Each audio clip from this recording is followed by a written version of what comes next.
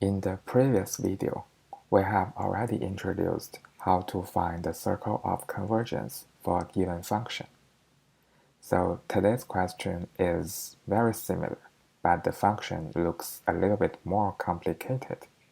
But we are still gonna use the same procedure.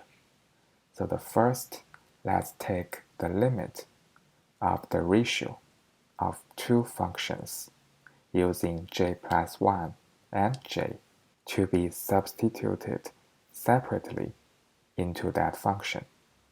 And after simplifying it, we can get the result, which is limit j is approximate to infinite modulus of 3 minus I times z plus 2. And we know the modulus of 3 minus I is square root 10. So we can further simplify it into limit square root 10 times modulus z plus 2. And we know square root 10 is the parameter because it is the one that is multiplied by z in the result. So based on the definition, we know square root 10 times r should be 1. So we can get the radius of the circle of convergence, which is 1 over square root 10. Likewise, there is another method.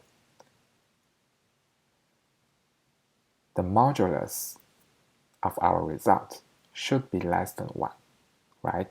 So we can figure out the range of z like this. And from this result, we know it is a circle, of course. So we can also figure out the radius using the larger one minus the smaller one and divided by 2, which is also 1 over square root 10. So again, using two methods, we have the same answer. And this is the solution of this question.